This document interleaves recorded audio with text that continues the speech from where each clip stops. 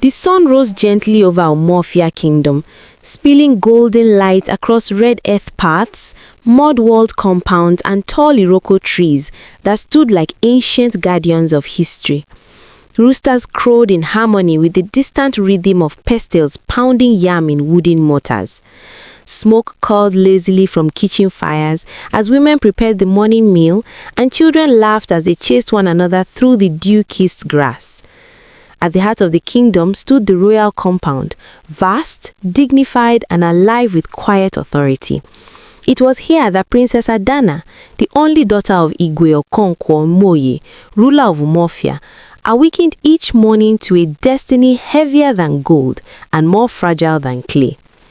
Adana was unlike any princess Umuofia had known. Her beauty was undeniable. Skin glowing like polished bronze, eyes deep and observant, and hair woven neatly into traditional styles. But it was her mind that set her apart. She listened more than she spoke, and when she spoke, elders leaned forward. Though born into royalty, she walked freely among the people, greeting farmers, traders, and children by name. To her, Umuofia was not merely a kingdom to be ruled, it was a family to be protected.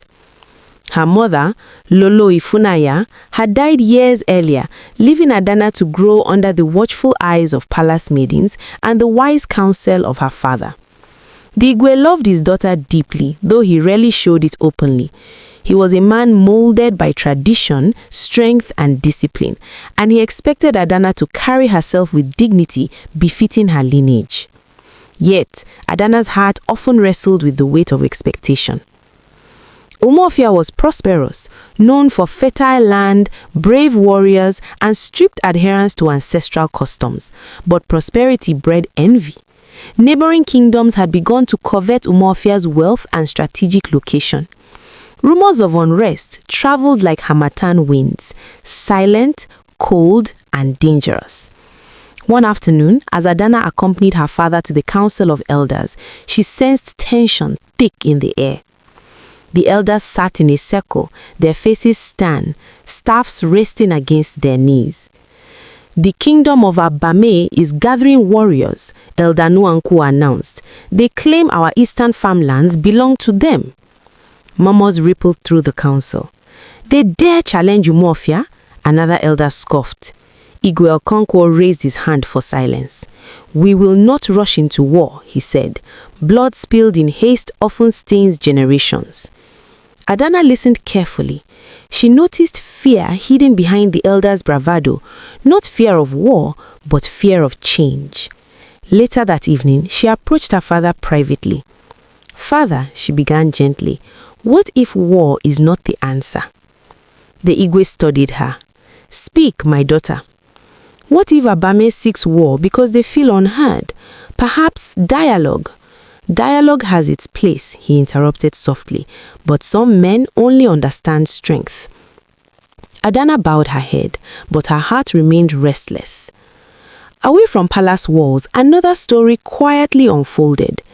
Obiora, a young hunter from a humble lineage, had grown up hearing tales of Princess Adana's kindness. He had seen her only from a distance, walking among the people, offering aid to widows, comforting the sick. Obiora was brave, skilled with spear and bow, and guided by strong morals. During a hunting expedition near the Forbidden Forest, fate wove their paths together. Adana had gone to the forest secretly, disguised in plain clothing, to deliver herbs to an old healer. On her way back, she slipped on loose soil and fell, injuring her ankle. Pain shot through her leg, and fear crept into her chest as the forest echoed with unfamiliar sounds. Then she heard footsteps. Obiora emerged from the trees, alert and cautious. When he saw her, he froze. Are you hurt? He asked. She nodded, struggling to stand. Without hesitation, he fashioned a support from vines and helped her to her feet. He did not recognize her as the princess, and she did not correct him. Along the walk back, they spoke freely about the forest, the people, and their dreams for Umuofia.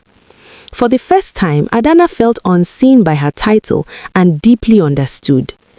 Their meetings continued in secret, sometimes by the river at dawn, sometimes near the edge of the market at dusk. Adana laughed more, smiled wider, and dreamed bigger.